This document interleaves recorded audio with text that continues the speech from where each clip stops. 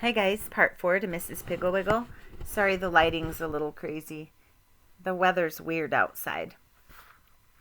Mrs. Piggle Wiggle's farm, the Fraidy Cat Cure. Phoebe Jackstraw just got dropped off at Mrs. Piggle Wiggle's, and she's in her bedroom. She found some squirrels in her closet. She thought there were rats, and she went running downstairs screaming for Mrs. Piggle Wiggle. Here we go. Phoebe went out on the back porch. "Mrs. Piggle Wiggle," she shouted. There was no answer. "Oh dear," said Phoebe, "she's gone away and left me. What will I do?" Penelope said, "She has not gone away and left you. I've been here all the time, and she hasn't crossed this porch." "Well, where can she be? Where is she then? I've called and called." "What were you calling about?" asked Penelope. "Rats," said Phoebe, shuddering. "Huge gray rats in my closet. I was afraid to hang up my dress." "I'll go up and take a look," said Penelope. "Come along." "Oh, you go," said Phoebe. "I'm scared to death of rats."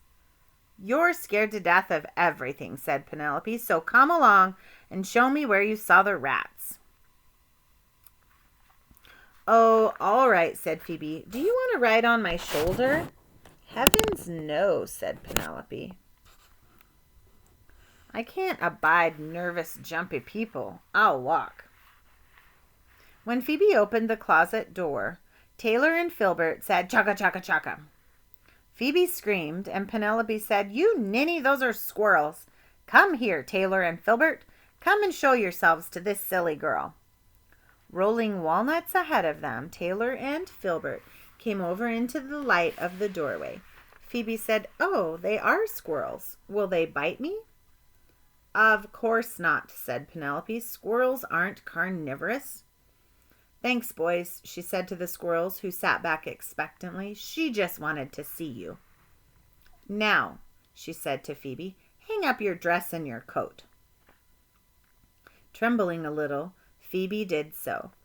Taylor and Filbert watched her, and as soon as she shut the closet door, they went through her coat pockets and took out 2 pieces of saltwater taffy and a stick of double mint gum and hid them under their walnuts.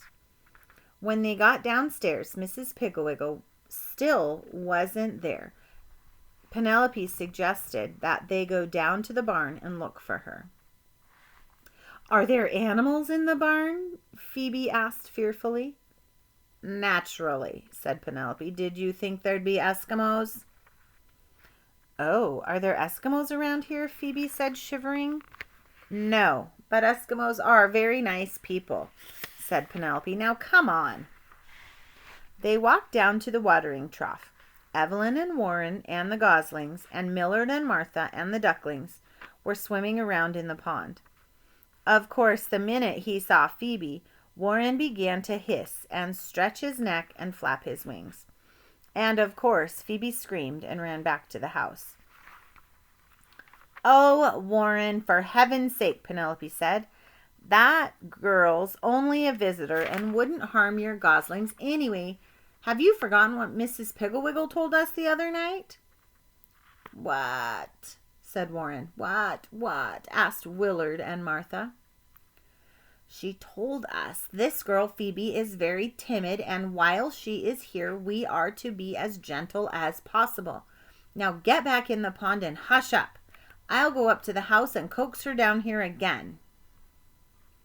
So the ducks and the geese got back in the pond, and Penelope flew up to the porch and talked Phoebe into coming back down to the barn. This time, when they went past the watering trough, all the ducks and geese sailed around, smiling at Phoebe, making little ripples in the water. In the barn, there was a great deal of stamping and snorting from Trotsky's stall. "Oh, heavens! What is that dreadful noise?" said Phoebe, clutching at the ladder of the loft. "That is Trotsky the horse," said Penelope, "and a gentler, more faithful animal never lived. Let's go in and see him." "Oh, no," said Phoebe. "Horses are too big." "Well, go up in the loft and look down the hay chute at him," said Penelope. "Oh, I couldn't. I'm afraid of ladders." "Then," said Penelope, sighing, "come around here to the front of his stall. He can't possibly get out, and you will have his feed box between you." So Phoebe timidly crept around the front of Trotsky's stall, and Trotsky nodded his head, smiled at her, and put his nose down to stroke. Instead of stroking his nose, Phoebe jumped as if he'd bitten her. "Get back! Get back!" she shrieked. Trotsky looked at Penelope in a very bewildered way. Penelope said, "You'll have to excuse her, Trotsky. She's more timid than a wild rabbit. Say, how come you're all saddled up and bridled?" Trotsky shrugged his shoulders. "Come on, Phoebe, I'll show you Fanny and the piglets, Clematis and the lambs, Heather and Arbutus, the bunnies and the chickens, the turkeys and their poults, and Georgette, Layette, and Paulette, and all their baby chicks.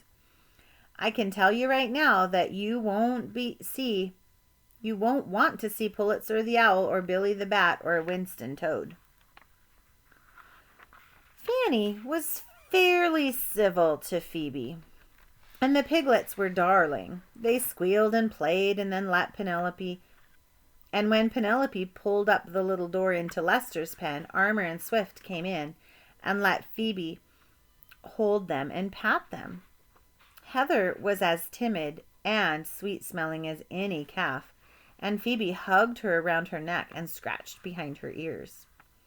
Clematis and the lambs wouldn't come up to the pasture fence, but Phoebe got to see them, and she thought Clematis had let herself go terribly, and the lambs were just like toys.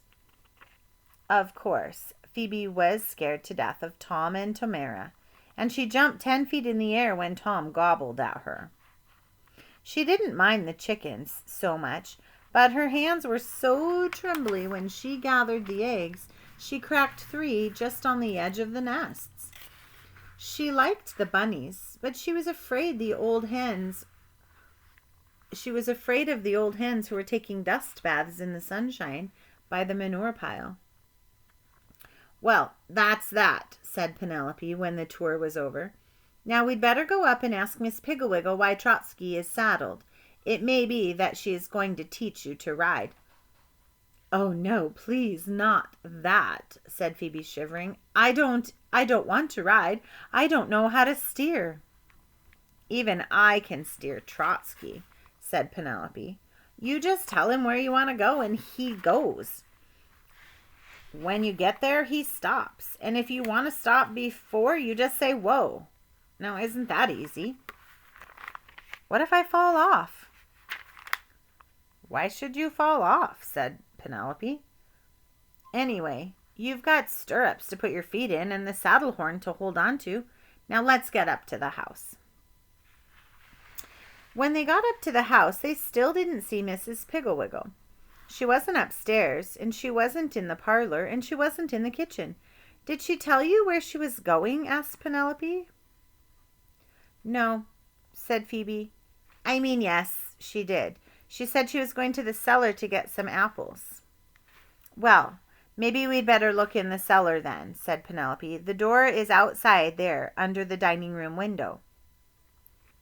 One of the doors was open, but it was pretty dark down in the cellar, so Penelope sent Phoebe to the kitchen for a candle and some matches. Phoebe said that she was afraid of matches, but Penelope said, "Let's have none of that nonsense, girl. Strike a match and be quick about it. I'm worried about Mrs. Pigglewiggle." So Phoebe struck the match and lit the candle, and she and Penelope went into the cellar. They found Mrs. Pigglewiggle in the fruit cellar with a barrel of apples on her foot. She was faint with pain, and her voice was just a whisper as she said, "You won't be able to move the apples. Phoebe, get on Trotsky and ride as fast as you can over to Larson's and send Nels back to move this barrel. Penelope, you go upstairs and call the doctor. Just tell the operator to get him for you. Everybody hurry, please. I'm in great pain. and she closed her eyes. I'll read more later.